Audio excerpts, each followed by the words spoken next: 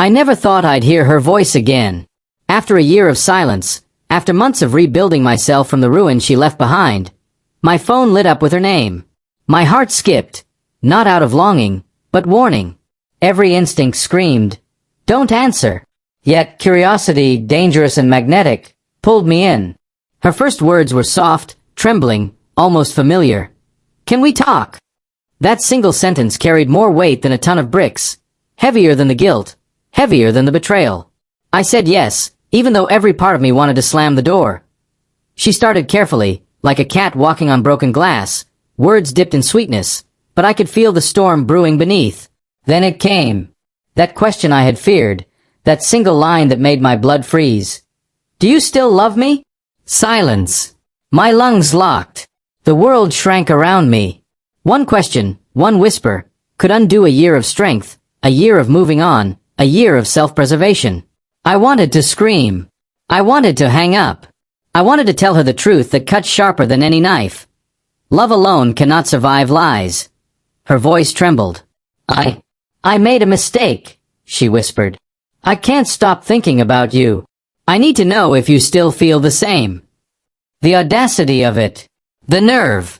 My mind flashed to every memory she had poisoned, every lie she had spun, every night I cried alone while she lived carelessly, blissfully ignorant.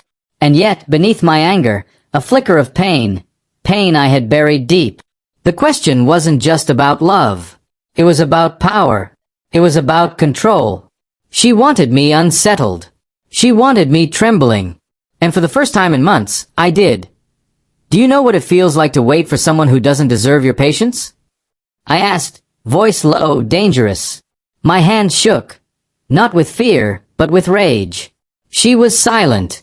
I imagined her flinching at my words, feeling the weight of the truth she had ignored for so long. Then she admitted it, every lie, every betrayal, every night she had spent with someone else. My world collapsed in slow motion. My heart didn't just break. It shattered. Pieces fell into darkness where no apology could reach. She begged. I'm sorry. I was wrong. I lost my way.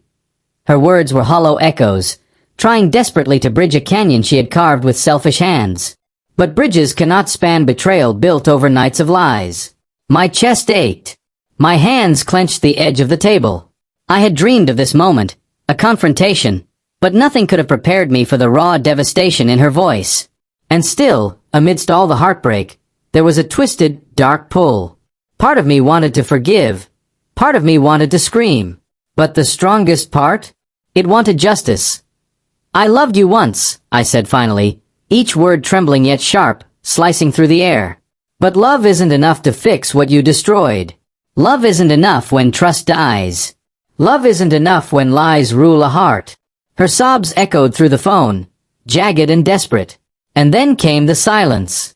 A silence that spoke louder than her apologies, louder than my regrets, louder than every memory we had once cherished. That silence was my answer. I had survived her betrayal. I had survived the storm she left behind. She cried, begged, and I stayed silent. I didn't hang up. I didn't yell. I let her drown in the truth. The truth that she had lost me, that she had destroyed what she could never repair. Her voice grew smaller, weaker, until it was nothing more than a whisper. And in that whisper, I realized, this was her punishment, her reckoning, her heartbreak. Not mine. I had grown stronger. I had built a life she couldn't touch, a heart she couldn't shatter again. Finally, I spoke. It's over, I said, not coldly, but firmly, with the weight of a man who had survived fire. I can't give you back what you burned.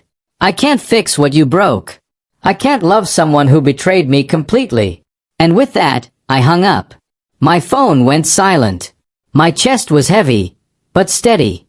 I was free. The heartbreak remained, sharp and raw, but for the first time in a year, I felt power. I felt clarity.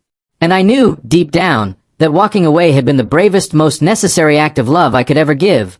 Love for myself. That night, I lay awake, heart still aching, mind still racing. I replayed every word, every confession, every plea. And yet, amid the devastation, I smiled faintly. She had returned only to realize too late what she lost. I had survived. I had endured. I had risen from the ashes of my own heartbreak stronger than ever. Some questions can shatter worlds. Some answers can heal them. And that night, I knew which side I was on.